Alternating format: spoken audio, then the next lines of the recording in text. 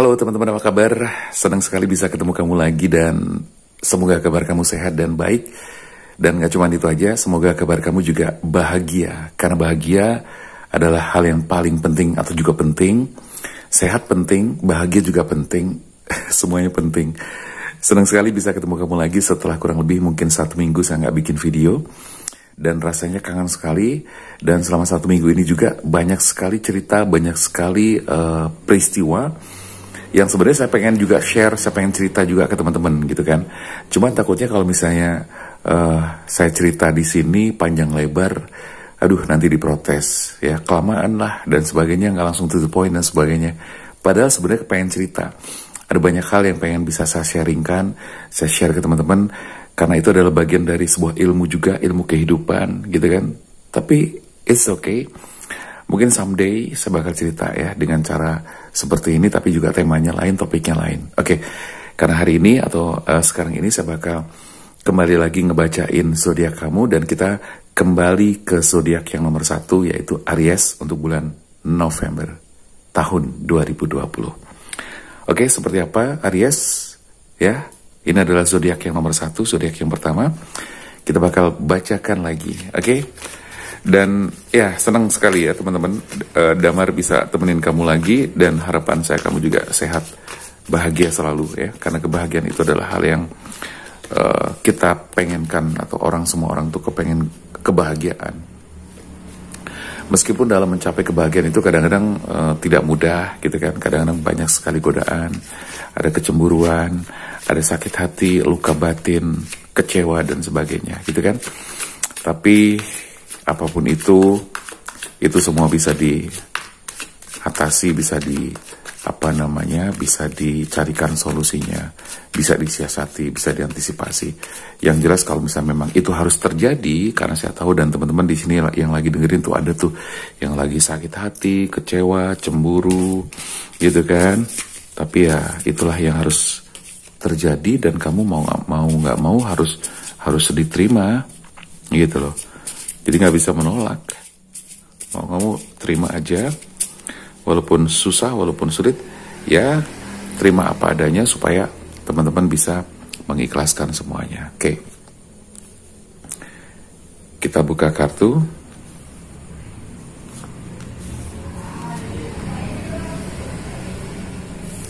Seperti biasa saya bakal ngebacain secara singkat, sederhana, dan simpel aja dengan 5 kartu yang saya tarik di sini. Oke.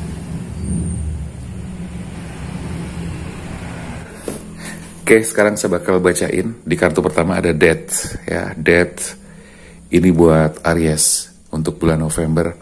Dan seperti biasa energinya saya setting untuk 5 bulan ke depan ya. Berarti November, Desember, Januari, Februari, Maret, April.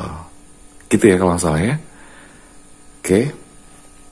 Jadi biar durasinya juga lumayan panjang ya. Jadi kamu kalau misalnya tel video ini tidak harus pas bulan Novembernya persis, enggak ya. Desember bisa, Januari masih bisa, sampai ya itu tadi November ya, Desember, Januari, Februari, Maret, April.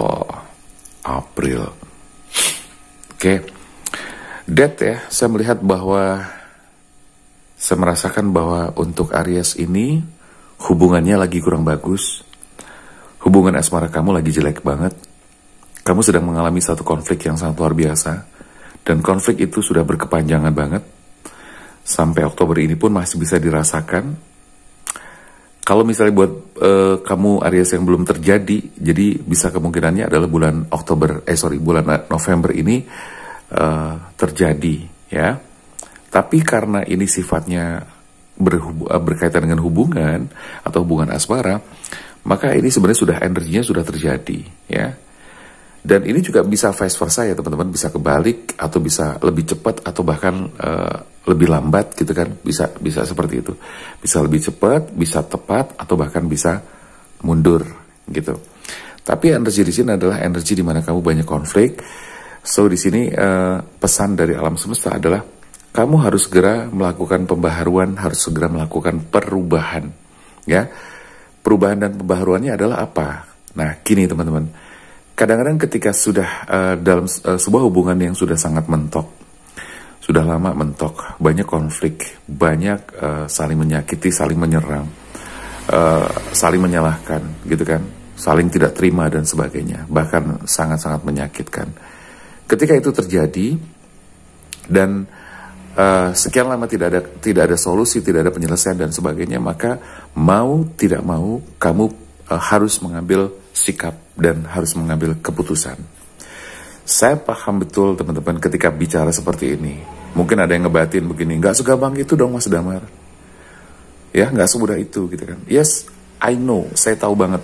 Ya, sekali lagi ketika saya bicara seperti ini, saya paham betul apa yang saya bicarakan. Artinya adalah saya paham bahwa untuk mengambil keputusan itu tidak mudah. Apalagi berhubungan dengan pasangan atau kekasih kamu. Karena apa?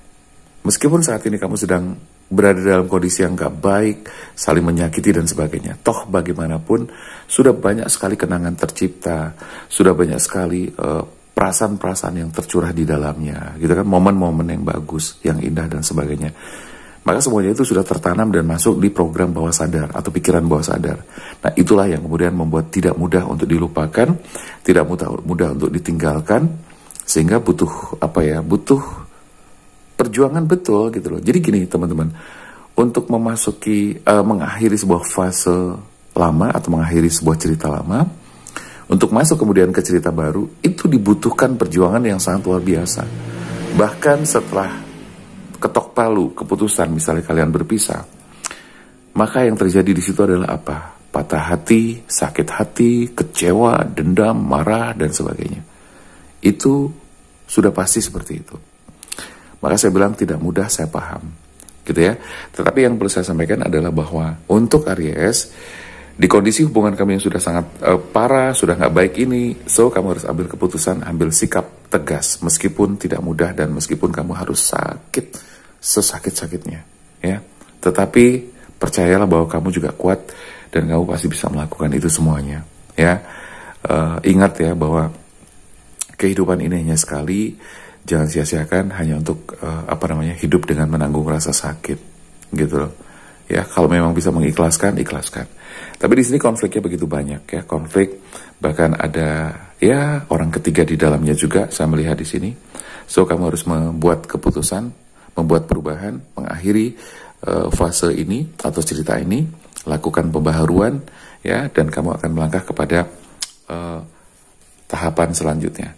Di kartu kedua, saya melihat bahwa di sini selama ini kamu benar-benar terkurung, terjebak ke dalam situasi yang tidak mudah untuk kamu keluar. Ya, kamu terjebak di lingkaran hati dia. Kamu terjebak di dalam energi, perasaan-perasaan yang berhubungan dengan dia. Maka untuk keluar itu tidak mudah, ya. Untuk keluar tidak mudah. Maka di sini terjebak ke dalam situasi yang sangat sulit, ya. Bahkan ada perasaan yang yang muncul, sering merasa sendiri, gitu kan. Sering kesepian, sakit hati, dan sebagainya seperti itu. Nah, disinilah dampak-dampak dari kartu pertama tadi. Ini bisa jadi kamu ngerasa sepi. Setelah kamu putus, setelah kamu selesai, kamu akan ngerasa sakit hati yang sangat luar biasa. Terjebak di kondisi yang tidak bisa langsung move on. Bahkan bisa jadi patah hati dulu, gitu kan. Tapi saran saya jangan lama-lama, gitu loh. Lo boleh dong, boleh ya patah hati? Boleh, saya bilang boleh. Karena itu yang memang harus diterima, karena itu yang memang harus dijalanin gitu loh. Kan nggak bisa nih, misalnya ini masalahnya gitu kan, harus selesai dan ini misalnya kita putuskan gitu kan. Terus di sini sakit hati, di sini sakit hati, ini kita putus selesai sakit hati. Terus di sini ada proses, di sini ada kebahagiaan.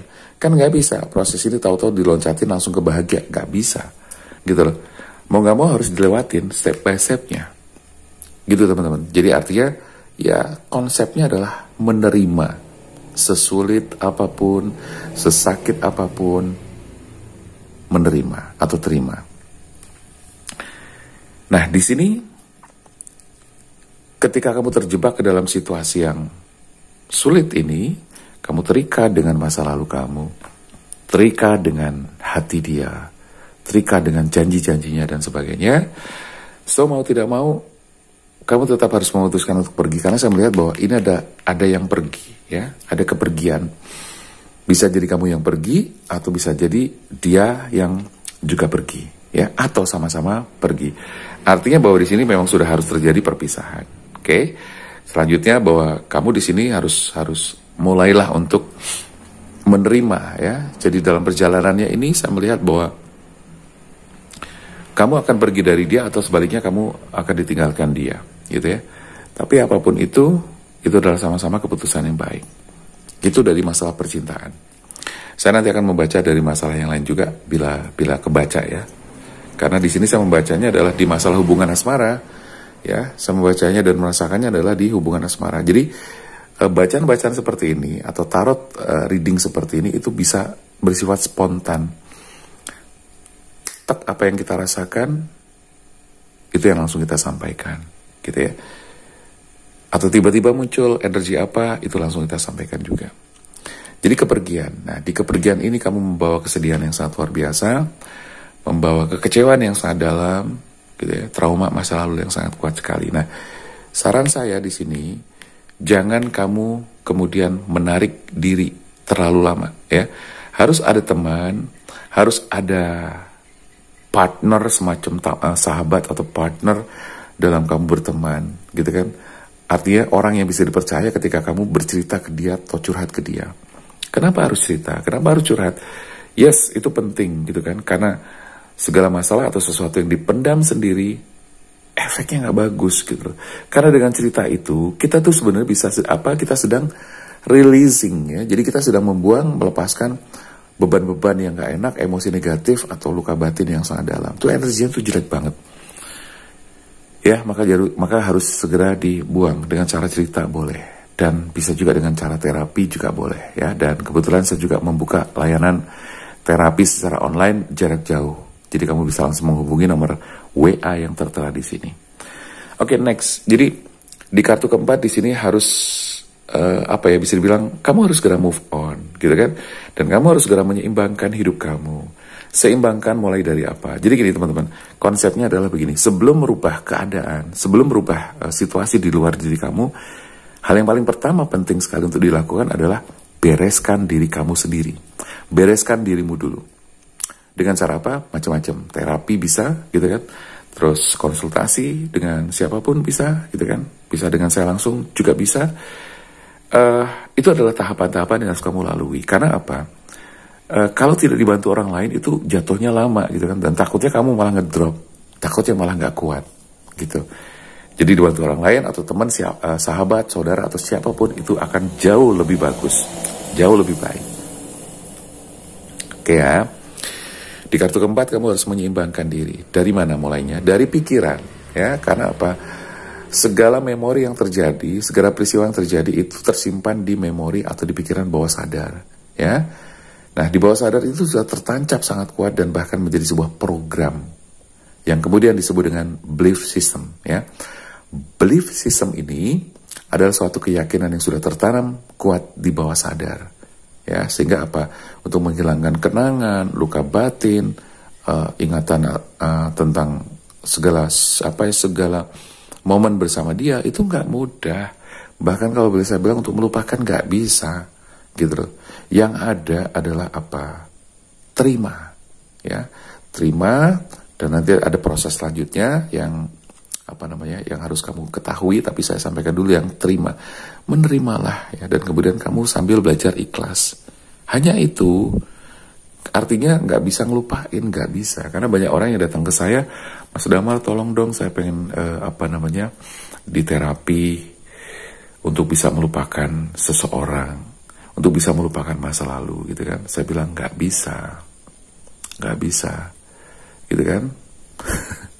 Kalau bisa, gitu kan, saya buka layanan untuk melupakan, tapi bukan melupakan masa lalu, melupakan hutang. Nggak bisa, ya, nggak bisa gitu loh. Jadi artinya adalah harus dengan menerima. Oke? Jadi seimbangkan pikiran kamu dan hati kamu, jiwa kamu itu harus selaras, harus seimbang. Dan caranya bagaimana? Kamu boleh belajar secara spiritual, boleh meditasi juga bisa, relaksasi bisa, dan teknik-tekniknya kamu boleh konsultasikan dengan ahlinya, dengan siapapun, termasuk dengan saya juga boleh, karena saya juga kebetulan buka layanan itu semua. Kartu kelima. Teman-teman, saya melihat nih dari sekian kartu yang nggak bagus, finally saya menemukan kartu yang bagus, yaitu Four of Wands ya. Kalau tadi kan ada Eight of Sword, Eight of Cups, kemudian ada Two of Pentacles, dan terakhir adalah Four of Wands, yang artinya bahwa kamu ke depan nanti alhamdulillah akan menemukan kegembiraan, kebahagiaan. Karena di sini saya melihat bahwa beberapa waktu ke depan ya, bukan hari, bukan minggu, bukan bulan ya. Bulan bisa sih, bulan tahun lah ya, bulan dan tahun. Beberapa bulan atau tahun ke depan kamu bisa merasakan kebahagiaan yang sangat luar biasa. Dan ditandai ini adanya sebuah perayaan. Jadi artinya apa? Ke depan kamu akan menemukan pasangan kembali, kamu akan menemukan jodoh kamu lagi. Right? Jelas? Clear? Oke. Kalau clear, ya sudah. Oke. Saya akan melihat dari sisi lain, ya, dari sisi keuangan. Kalau tadi kan asmara. Saya melihat dari sisi keuangan, nyaris hampir sama, ya. Artinya di dalam keuangan kamu atau finansial kamu mengalami permasalahan yang cukup berat ya. Tidak mudah memang. Bahkan kamu terjerat hutang. Gitu loh. Kamu terjerat hutang dan kamu sulit sekali melepaskan diri ya. Terus butuh waktu lama ya, Dan di sini kamu butuh sekali yang namanya pertolongan. Pertolongan itu dimulai dari apa? Jadi gini teman-teman. Masalah hutang tidak sesederhana orang pikirkan bahwa hutang itu, ya sih memang kalau misalnya hutang, kalau ada bagaimana solusi hutang, ya sudah hutangnya dilunasin. Sederhananya begitu. Iya, persoalannya adalah yang buat ngelunasin itu lo bro, gitu kan? Kan harus cari gitu kan, apalagi dalam jumlah yang besar. Nah gini teman-teman, saya pengen berbagi ya, bahwa jangan berpikir bahwa wah ini hutang berarti aku harus mencari uang, terus pinjam sana sini. Biasanya konsep yang secara umum kan seperti itu ya. Ada hutang terus kamu pinjam sana, pinjam sini. Akhirnya hutang kamu semakin lama semakin banyak. Ya, dan kemudian apa? Kamu terjerat ya nih hutang. So konsepnya jangan generik seperti itu, jangan terlalu jangan terlalu umum. Jadi gini, terus bagaimana? Ya, yang paling penting adalah bagaimana membangun mindset yang positif, atau cara berpikir atau kerangka berpikir yang positif, yang benar. Itu yang paling pertama harus kamu lakukan. Caranya adalah bagaimana? Memahami bahwa hutang itu bagaimana cara penyelesaiannya adalah bukan semata-mata dengan gali lubang tutup lubang, bukan. Tetapi adalah satu, bangun mindset kamu yang salah menjadi benar, yang negatif menjadi positif. Terus pahami tentang hutang itu sendiri, ya. Dan hal yang paling penting adalah bukan sekedar kemudian cari pinjaman sana sini, tapi adalah membangun kualitas diri. Apa yang bisa dijual dari diri saya? Apa skill yang bisa aku jual? Gitu loh. Jadi itu adalah hal yang penting. Oke, mungkin sementara itu kamu masih harus ngutang sana sini misalnya. Tapi itu harus dikendalikan. Tapi yang harus dikuatkan adalah mindset kamu, mentalitas kamu, hati kamu, jiwa kamu, dan kemudian apa? Berpikir tentang hal apa atau skill apa yang bisa aku jual, kemampuan apa yang harus bisa aku jual. Kamu misalnya berkemampuan daganglah, gitu kan?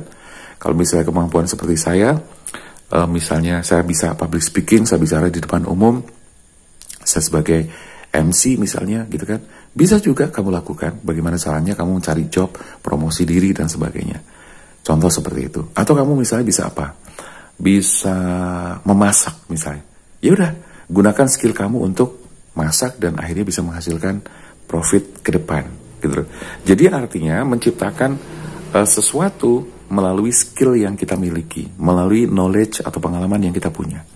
Seperti itu. Jadi jangan semata-mata fokus hanya pada cari hutang lagi, hutang lagi, hutang lagi. Itu akhirnya nggak menyelesaikan masalah tapi nambahin hutang dan stres banget gitu kan.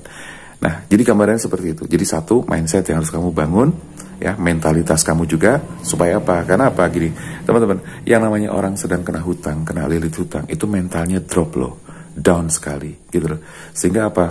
Perlu adanya penguatan-penguatan secara mental, secara spiritual, dari dalam, gitu loh. Makanya penting juga untuk terapi, penting juga untuk konsultasi, itu penting gitu kan. Nah setelah itu, setelah dibenerin, diberesin, dikuatkan semuanya, sekali lagi saya katakan, kamu cari skill kamu apa. Apakah kamu bisanya bekerja, bekerjalah gitu kan. Apakah kamu bisa menjadi seorang broker, misalnya maklar, broker, jual beli tanah, mobil atau kendaraan, silahkan kamu lakukan. Yang jelas kamu harus melakukan do something, action, action, dan action. Memang tidak sesederhana ini, saya tahu, gitu kan. Tapi saya hanya memberikan gambaran secara konsep simpelnya itu seperti itu, karena saya hanya kepengen kamu jangan sampai terjebak gali lubang tutup lubang. Itu aja sih maksudnya, ya.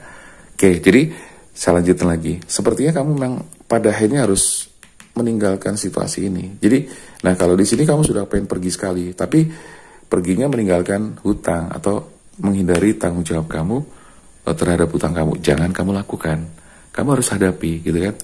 Tidak gampang, saya paham, ya. Tidak mudah, saya tahu. Tapi yang jelas itulah yang harus kamu lakukan. Oke? Jadi bekerja, ya. Jadi kamu pergi cari suatu tempat yang bisa lebih oke, kamu bekerja, ya. Bekerja sebisa mungkin. Yang penting kamu bisa mengumpulkan uang, ya, setidaknya untuk mencicil atau bahkan untuk bisa ngelunasin semuanya. Oke? Yang selanjutnya, dan itu adalah keseimbangan yang harus kamu cari. Maka kamu harus cari pekerjaan, mungkin kerja sama dengan orang, atau kerja dengan orang pun, it's okay, nggak masalah. Oke? Finally, ada kabar baik di kemudian hari, dalam kurun waktu beberapa tahun ke depan, ya, syukur-syukur lebih cepat dari tahun, yaitu bulan, kamu akan mendapatkan solusi dan membereskan semuanya dengan baik. Semoga ini bisa menjadi doa buat kita semuanya. Semoga ini bisa menjadi doa buat teman-teman yang sedang menghadapi kesulitan seperti yang saya sampaikan. Dan semoga kamu bisa mendapatkan solusi sesegera mungkin. Oke? Saya rasa itu dulu teman-teman yang sudah menyimak. Terima kasih. Yang baru mampir di channel Damar Aji, jangan lupa lakukan subscribe. Ya, lakukan kebaikan satu kali aja dalam hari ini, subscribe channel Damar Aji. Yang pengen konsultasi, silahkan kamu bisa WA di sini. Kamu boleh tanya apa saja tentang hubungan asmara kamu, pasangan kamu, pekerjaan kamu ke depan, rezeki dan sebagainya. Atau juga buat teman-teman yang pengen melakukan ruat, ya, pembersihan energi, ruat nama, pembersihan energi, aura, terus apa lagi, ruat nama, ruat total dan sebagainya, gitu kan. Secara spiritual, apapun itu silahkan, gitu kan. Terus mungkin kamu ngerasa bahwa rezeki seret dan sebagainya, ada apa? Atau pengen dilihat apakah ada energi buruk di dalam tubuh kamu, di dalam diri kamu, silahkan kamu bisa langsung konsultasikan kepada saya di di nomor WA yang tertera. Oke? Terima kasih teman-teman, ketemu lagi. Semoga saya nggak kelamaan lagi buat videonya. Ini akan berlanjut lagi. Terima kasih, sampai jumpa. Saya Damar Aji. Kita ketemu lagi besok secepatnya. Oke?